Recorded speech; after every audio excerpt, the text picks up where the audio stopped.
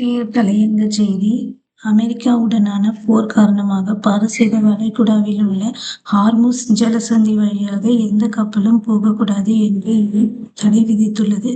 இதனால் இந்தியா உள்ளிட்ட ஆசிய நாடுகள் பெரும் பாதிப்புக்கு உள்ளாகியுள்ளன.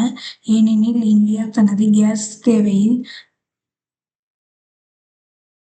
50% வெளிநாடுகளிலிருந்துதான் இறக்குமதி செய்கிறது.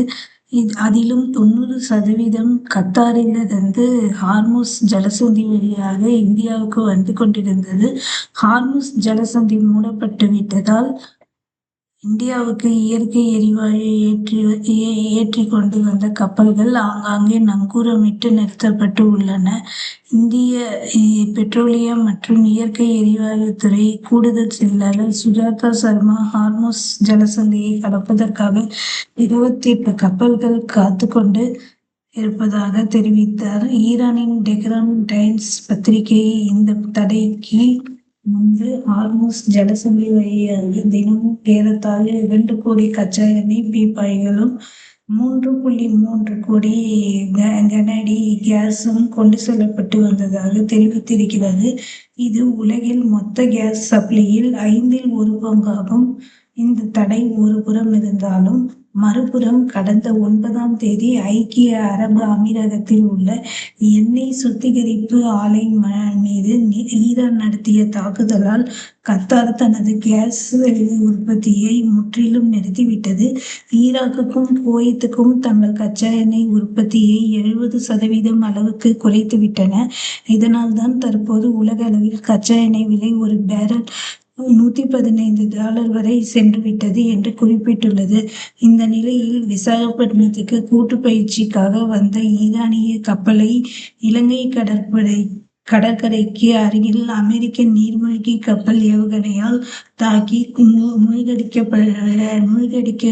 மூழ்கடித்துவிட்டது. அந்த கப்பலுடன் வந்த 2 கப்பல்களில் ஒன்றான ஐரிஸ் லாவன் என்ற கப்பலுக்கு கொச்சி துறைமுகத்தில் இந்திய அரசு அடைக்கலம் கொடுத்ததோடு அதில் இருந்த மாலுமிகளையும் விருந்தினர்களாக பாவித்து வருகிறது. இதனால் ஈரானுக்கு இந்தியா மீது நல்லெண்ணம் துளிர்விட்டுள்ளது. இதற்கு கைமாறாக இந்தியாவுக்கு கச்சா எண்ணெயை ஏற்றி கொண்டு வந்த லைபீரிய நாட்டு கப்பலை ஹார்முஸ் வழியாக கடந்து செல்ல ஈரான் பச்சை கொடி காட்டியது. அந்த கப்பலும் புதன்கிழமை மும்பை துறைமுகம் வந்தடைந்துள்ளது. அந்த கப்பலில் இருந்து 1,35,335 டன் கச்சா எண்ணெய் இப்பொழுது இறக்கப்பட்டுள்ளது. இதன் தொடர்ச்சியாக மேலும் புஷ்பக் பரிமல் என்ற 2 கப்பலுக்கு ஹார்முஸ் ஜலசந்தியை கடந்து செல்ல ஈரான் அனுமதி அளித்துள்ளது.